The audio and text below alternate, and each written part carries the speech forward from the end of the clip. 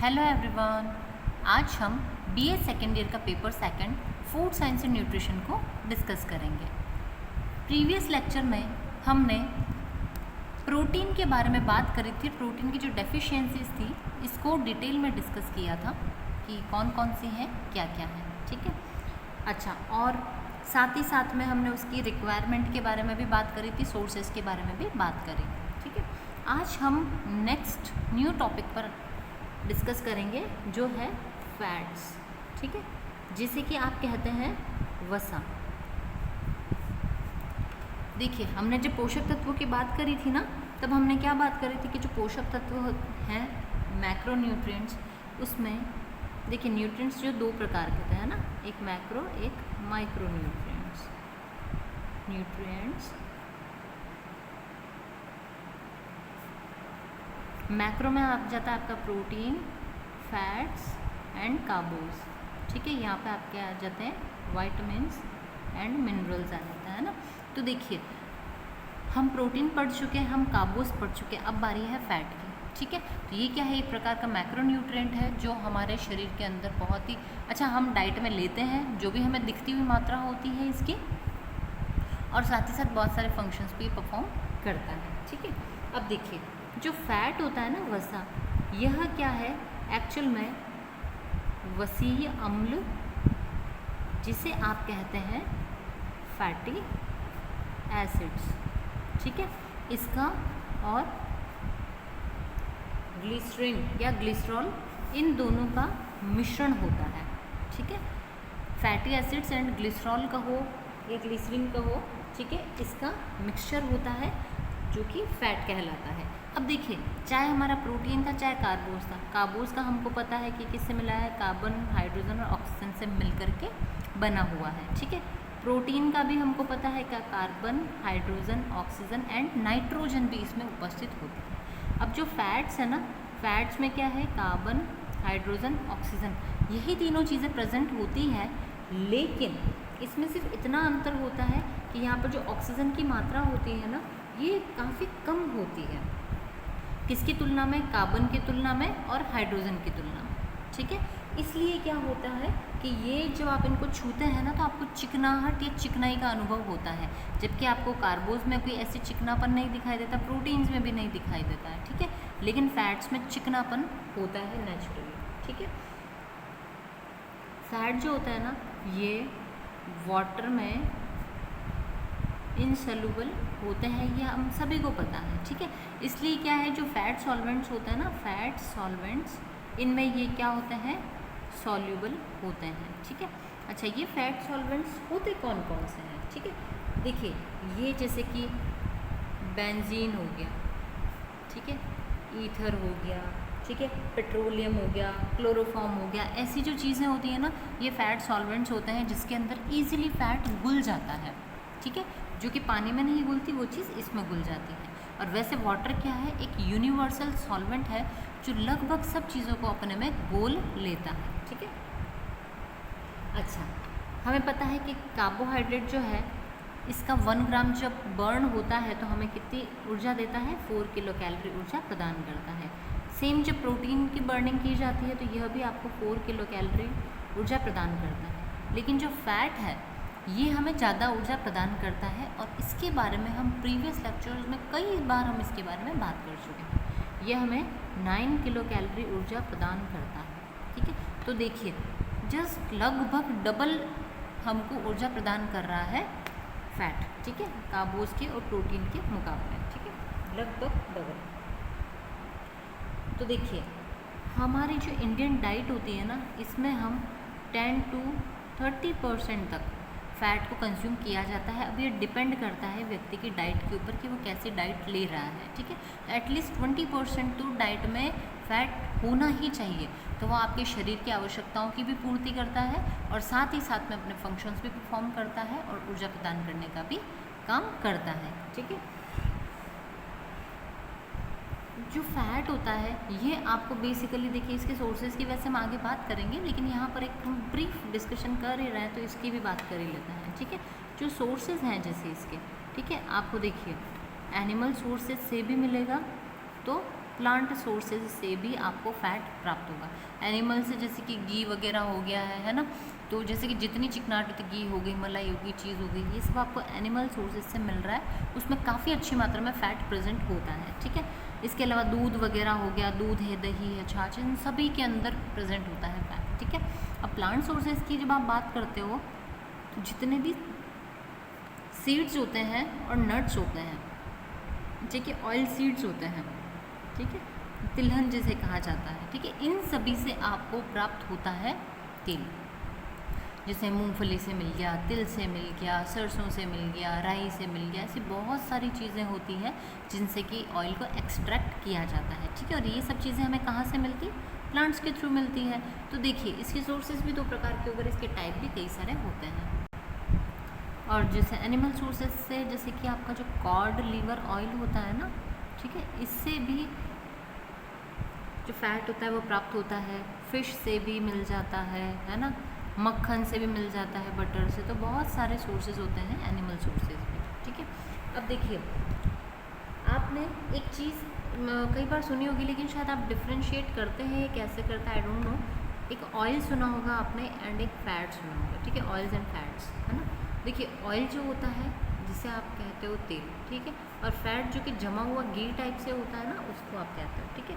अब देखिए घी कह सकते हो या फिर ठोस वसा कह सकते हो उसको, ठीक है, ठोस वसा और तरल वसा होती है ये, ठीक है। इनमें डिफरेंस क्या होता है, आपने देखा होगा कि ये हमेशा लिक्विड फॉर्म में ही रहते हैं, ठीक है, और फैट्स जो होते हैं ये आपको सॉलिड फॉर्म में मिलते हैं, लेकिन आपने देखा होगा कई बार ये भी लिक्विड फॉर्म में होते हैं।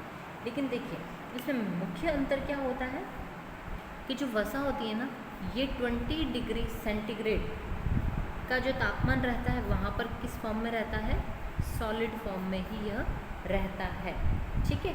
लेकिन जो तेल होता है ना, यह इस टेम्परेचर पे किस में रहता है, लिक्विड फॉर्म में रहता है, तरल अवस्था में रहता है। इसलिए हम ऑयल्स जो होते हैं तेल, इसको आप और फैट्स को आप डिफ्रेंशिएट इस प्रकार से कर सकते हैं, ठीक है। अब देखिए अब हम बात करेंगे फैट्स की, ठीक है। एक्चुअली जो लिपिड है, लिपिड के अंदर फैट को रखा जाता है, ठीक है।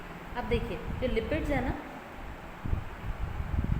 ये फैटी एसिड्स और ग्लिसरॉल के ईस्टर्स होते हैं, ठीक है। तो देखिए ये है फैटी एसिड्स प्लस ग्लिसरॉल, ठीक है, इससे मिलकर के बना हुआ, तो इसके ईस्टर्स होते हैं। और इनका जो अब हम बात करेंगे रासायनिक संगठन की, ठीक है। तो देखिए इसमें क्या होता है, जो ग्लिसरॉल होता है उसका तो एक मॉलिक्यूल होता है, और फैटी एसिड्स के 3 मॉलिक्यूल इसमें होते हैं जब लिपिड का पाचन होता है तब, ठीक है। तो देखिए अब हम बात कर लेते हैं ग्लिसरॉल क्या है। ग्लिसरॉल, जो ग्लिसरॉल है ना, यह एक टाइप का अल्कोहल होता है।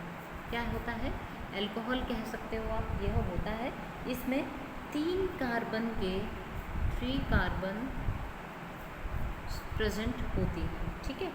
और यूजुअली जितनी भी फैट वाली चीज़ें होंगी, जितने भी लिपिड्स होते हैं, उन सब में ग्लिसरॉल की प्रेजेंस होती ही है, ठीक है। और जो ग्लिसरॉल का जो नॉर्मल फॉर्मूला होता है ना, यह देखिए CH2OH, CH2OH एंड CH2OH। अब देखिए यहाँ पर सिर्फ H ही रहता है, ठीक है, CHOH। क्यों, क्योंकि इसकी वैलेंसी कंप्लीट हो रही है, चारों वैलेंसीज, इसलिए, ठीक है। तो देखिए ये होता है फॉर्मूला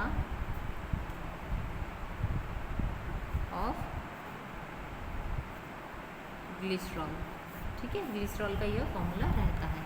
अब हम बात करेंगे फैटी एसिड्स की। इसके 3 मॉलिक्यूल्स होते हैं फैट बनते टाइम, ठीक है, ग्लिसरॉल का एक ही होता है। तो देखिए फैटी एसिड्स जो होते हैं, यह क्या है, इसके अंदर भी फैटी एसिड्स में भी जो कार्बन होता है ना, इसकी श्रृंखला पाई जाती है, ये सीरीज पाई जाती है, ठीक है। इसमें जो कार्बन होते हैं ना, बेसिकली 4 से लेकर के 22 नंबर में प्रेजेंट हो सकते हैं, ठीक है।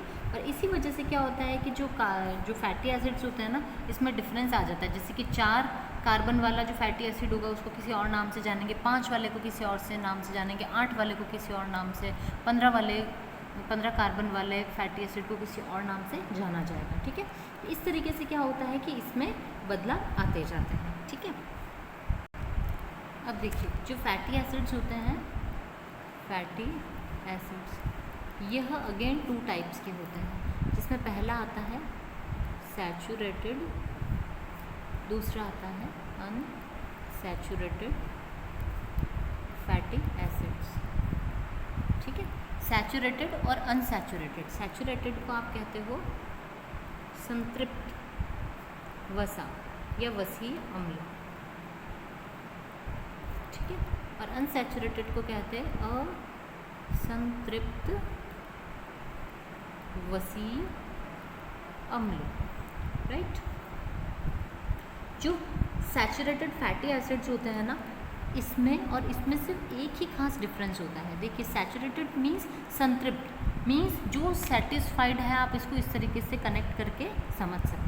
ठीक है, तो देखिए इसमें क्या होता है, कार्बन और कार्बन के बीच में जितने भी बॉन्ड्स होते हैं ना, ये जो चीज़ बन रही है, ये देखिए हर कार्बन के बीच में हम इनको बंध कहते हैं हिंदी में, और इंग्लिश में इसे बॉन्ड्स कहा जाता है, बॉन्ड कहते हैं। ठीक है, ये जो बॉन्ड होता है ना, सबके बीच में बराबर से हर कार्बन के बीच में सिंगल सिंगल बॉन्ड बना हुआ रहता है। ठीक है, तो इनको सैचुरेटेड फैटी एसिड इसलिए कहा जाता है। ठीक है, और क्या है, हर जैसे कार्बन इस तरीके से जुड़ी और हर कार्बन से वापस 2 या 3 जो हाइड्रोजन्स होंगे वो जुड़ी रहेगी। तो क्या है कि कार्बन की वैलेंसी जो होती है वो कंप्लीट हो जाती है इस प्रकार से, इसलिए इन्हें संतृप्त या सैचुरेटेड फैटी एसिड्स कहा जाता है। ठीक है, इसमें क्या होता है, देखिए जो स्टार्टिंग वाला जो कार्बन होगा उसके साथ में तो मिथाइल ग्रुप जुड़ जाएगा। ठीक है, CH3 ग्रुप जुड़ जाता है, और जो लास्ट वाला जो होता है कार्बन, उसके ऊपर कार्बोक्सिलिक ग्रुप जुड़ जाता है, जिसको कहते हैं हम COOH कहा जाता है। ठीक है, तो यह तो होता है कार्बोक्सिलिक समूह या ग्रुप, और ये होता है मिथाइल समूह। ठीक है, मिथाइल समूह और कार्बोक्सिलिक समूह, इस तरीके से दोनों के नाम होते हैं। ठीक है, अब देखिए हम अब 1 बाय 1 बात करते जाते हैं कि जैसे सैचुरेटेड फैटी एसिड्स कौन कौन से होते हैं, तो उससे आपको आइडिया लग जाएगा। ठीक है, इसमें देखिए नंबर 1 आता है butyric acid, butyric fatty acid. ठीक है, अब देखिए यह जो होता है आपके बटर में पाया जाता है, किसमें, मक्खन के अंतर्गत पाया जाता है, और इसी फैटी एसिड के प्रेजेंस होने की वजह से, इसी फैटी एसिड की प्रेजेंस से बटर में जो खुशबू आती है ना आपको, वो इसी का कारण है। ठीक है, इसका जो फॉर्मूला होता है वो होता है CH3CH2COOH। ठीक है, इस तरीके से इसका फॉर्मूला होता है, और जब आप इस फॉर्मूला को ब्रॉड कर लेते हो ना, थोड़ा सा फैला करके लिखते हो, तो थोड़ा सा ही बदल जाता है। जैसे कि जितनी हमारे पास कार्बन्स हैं, हम यहाँ पर कार्बन लगा देंगे। ठीक है, अब देखिए इसके साथ 3 हाइड्रोजन थी, हमने तीनों हाइड्रोजन को लिख दिया।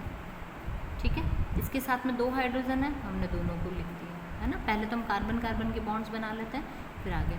अब इसके साथ में भी 2 हाइड्रोजन है, हमने दोनों को यहाँ बना दिया। अब इसके साथ में COOH है, तो अब आप इसे कैसे बनाएंगे, तो देखिए यहाँ पर OH इस प्रकार से जुड़ जाता है और O इस प्रकार से जुड़ जाता है, तो यह आपका ब्यूटायरिक एसिड का फॉर्मूला है। ठीक है, तो देखिए यह किस में पाया जाता है, ब्यूटायरिक एसिड बटर में, ब्यूटायरिक बटर में। ठीक है, आप ऐसे इसको याद कर सकते हो। सेकंड हम बात करेंगे कैप्रिलिक एसिड की।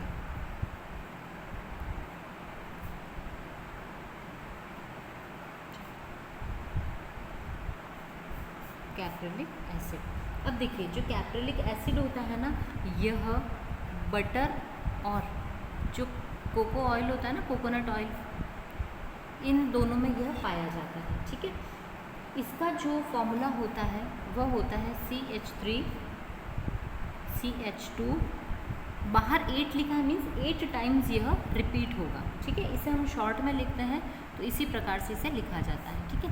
और जब आप इसके फॉर्मूला को थोड़ा सा ब्रॉड करेंगे तो यह थोड़ा और बड़ा हो जाएगा, ठीक है। तो इसे भी हम बड़ा बना करके देख लेते हैं। ये देखिए 1 कार्बन और फिर ये 8 कार्बन और ये, ठीक है। तो कितनी हो गई 8, 9 और 10 टोटल कार्बन। तो हम यहाँ पे 10 कार्बन्स का सेट बना लेंगे,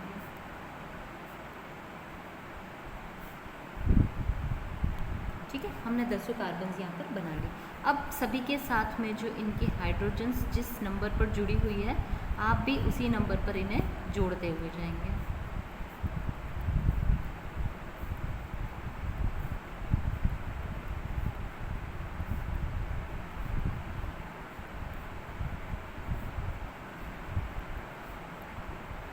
अब देखिए जब आप ये स्ट्रक्चर बना लेते हैं ना, तो इसको बैलेंस करना भी आपको आना चाहिए। जैसे कि आपने देख लिया कि इसमें 10 कार्बन है, तो 1 2 3 4 5 6 7 8 9 10 10 कार्बन आपने कर लिया। अब आप हाइड्रोजन चेक कीजिए, 3 हाइड्रोजन यहाँ और 1 हाइड्रोजन यहाँ, मीन्स 4 तो ये हो गई। और अब हमारे पास में अंदर H2 है और 8, तो 8 × 2 कर देंगे आप, तो ये होगी 16, ठीक है। 16 + 4 आप करेंगे तो 20 होनी चाहिए। तो देखिए कितनी हुई, 1 2 3 4 19 यहाँ तक हो चुकी है आपकी, ठीक है। और यहाँ पर अब हम इसे कंप्लीट कर देंगे, ठीक है। तो इस तरीके से आपका जो फॉर्मूला है यह कंप्लीट हो जाता है टोटली, ठीक है। तो देखिए हमारी हाइड्रोजन भी यहाँ पर कंप्लीट 20 हो रही है। अब हम बात करेंगे ऑक्सीजन की। तो ये देखिए यहाँ पर सिर्फ 1 और 2 ऑक्सीजन है, यहाँ कहीं पर ऑक्सीजन नहीं, सिर्फ यहाँ और यहाँ है। ये दोनों ऑक्सीजन भी हो गई, मीन्स हमारा जो फॉर्मूला था हमने प्रॉपरली उसको यहाँ बना लिया है, ठीक है। तो अब आपको समझ में आया होगा कि कैसे हम इसे इसका जो फॉर्मूला है उसको ब्रॉड करके बनाते हैं, ठीक है। नेक्स्ट एग्जाम्पल है पामेटिक एसिड। पामेटिक एसिड यह बेसिकली जो भी वेजिटेबल ऑयल्स होते हैं ना, उन सब में पाया जाता है, ठीक है। इसका जो फॉर्मूला होता है वो होता है CH3 CH2 14 COOH, ठीक है। तो अब आपने क्या ध्यान रखना है, जैसे इस फॉर्मूला में आपने 8 कार्बन्स कर दिए थे और उसके डबल आपने H2 कर दिया था, वैसे ही यहाँ करना में 14 कार्बन्स हो जाएंगे और 14 के डबल हाइड्रोजन हमारे पास हो जाएंगे। तो आप इस स्ट्रक्चर को इसी प्रकार से बनाएंगे। तो आप इसे भी प्रैक्टिस कर सकते हैं। 4th इसका एग्जाम्पल है हमारा स्टीयरिक एसिड, ठीक है।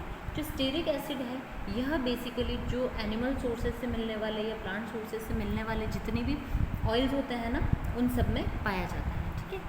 प्लांट से एंड एनिमल्स, ठीक है, इन सब से हमको प्राप्त होता है, ठीक है। इसका जो फॉर्मूला होता है वो है CH3 CH2 16 COOH, इससे 2 और ज़्यादा, ठीक है। तो इस तरीके से इसमें डिफरेंस आता रहता है। तो देखा आपने कि जैसे जैसे कार्बन का नंबर बढ़ता जा रहा है, हाइड्रोजन का नंबर बढ़ता जा रहा है, वैसे वैसे स्ट्रक्चर चेंज होते जा रहे हैं, ठीक है। तो ये थे आपके सारे के सारे सैचुरेटेड फैटी एसिड्स। अगला हमारा टाइप है वो है अनसैचुरेटेड फैटी एसिड्स, ठीक है, जिसे आप कहते हैं असंतृप्त वसी अम्ल कहा जाता है, ठीक है। इसको असंतृप्त कहने का कारण यह है कि इसमें कार्बन और हाइड्रोजन की जो मात्रा होती है ना, इसमें क्या होता है, कार्बन की तुलना में जो हाइड्रोजन की संख्या कम होती है, ठीक है। जैसे कि उसमें हमारे पास जितनी कार्बन थी उसकी डबल हाइड्रोजन थी, लेकिन यहाँ पर क्या है, इसकी डबल हाइड्रोजन ना होकर डबल से काफ़ी कम होती है, ठीक है। इसकी वजह से क्या होता है, जो कार्बन होता है ना, इनको आपस में द्विबंध बना करके जुड़ना पड़ जाता है, ठीक है। और जब इनमें डबल बॉन्ड्स आ जाते हैं तो उससे हम अनसैचुरेटेड फैटी एसिड्स कहते हैं, ठीक है। अब देखिए यह भी वापस पुनः 2 प्रकार के होते हैं, मोनो अनसैचुरेटेड फैटी एसिड, जिसे शॉर्ट में म्यूफा भी कहते हैं, ठीक है। और दूसरा होता है पॉली अनसैचुरेटेड फैटी एसिड्स, जिसे पूफा भी कहा जाता है, ठीक है। म्यूफा एंड प्यूफा आपने नाम सुना होगा। आप जैसे कि ऑयल्स की बॉटल्स जब खरीदते हैं मार्केट से, तो आप उसके ऊपर देखिएगा कभी भी जो न्यूट्रिशनल वैल्यू का जो कंटेंट बना रहता है इंडेक्स, आप उसके ऊपर देखिएगा, उसमें आपको ज़रूर से दिखाई देगा, ठीक है। अब जो मोनो अनसैचुरेटेड फैटी एसिड्स होते हैं, इसमें कार्बन के कंपैरिजन में, ठीक है, जो हाइड्रोजन होती है ना उसके 2 मॉलिक्यूल्स कम होते हैं, ठीक है। तो इसकी वजह से क्या होता है कि इसमें डबल बॉन्ड बन जाते हैं कार्बन से कार्बन के बीच में, ठीक है। इसके एग्जाम्पल की हम बात करते हैं तो इसका एग्जाम्पल है जैसे कि ऑलिक एसिड, ठीक है। ऑलिक एसिड जो होता है इसका फॉर्मूला है C18H34O2, ठीक है। तो जब आप इसको बनाएंगे ना तो यहाँ पर आपको द्विबंध का इस्तेमाल करना पड़ेगा, ठीक है। दूसरा इसका एग्जाम्पल हमारा आता है पाल्मिटोलिक एसिड। पाल्मिटोलिक एसिड यह जो है यह बेसिकली आपको देखिए जो बटर है ये सीड ऑयल है उसमें मिल जाएगा, ठीक है। और इसका जो फॉर्मूला होता है वो होता है C16H30O2। तो इसमें भी आपको कार्बन में द्विबंध बनाना पड़ेगा, ठीक है। अब हम बात करते हैं पॉलीअनसैचुरेटेड फैटी एसिड्स की।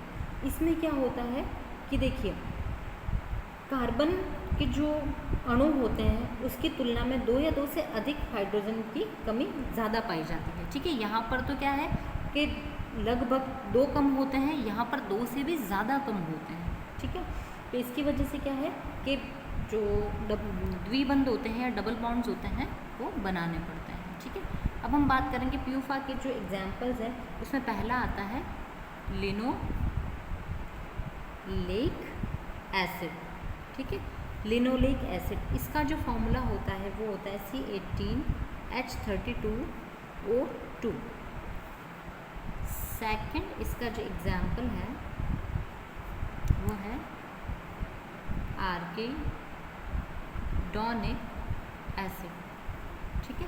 आर्किडोनिक एसिड होता है इसका फॉर्मूला होता है C20H32O2, ठीक है। तो इस प्रकार से जो देखिए पॉलीअनसैचुरेटेड फैटी एसिड और मोनो इनमें भी डिफरेंस होता है कि इसमें 2 हाइड्रोजन ही कम होती है और यहाँ पर 2 से ज़्यादा हाइड्रोजन कम होती है जिनकी वजह से द्विबंध बनते हैं, ठीक है। तो ये देखिए आज के इस लेक्चर में हमने बात करी फैट्स के बारे में, ठीक है, जिसमें फैट किससे मिलकर के बना हुआ होता है, ठीक है, और फैटी एसिड्स के कितने टाइप्स होते हैं, ठीक है। कमिंग नेक्स्ट लेक्चर में हम बात करेंगे एसेंशियल फैटी एसिड्स के बारे में और फैट्स की क्लासिफिकेशन को डिस्कस करेंगे। इसी के साथ आज का हमारा लेक्चर खत्म होता है। Thank you.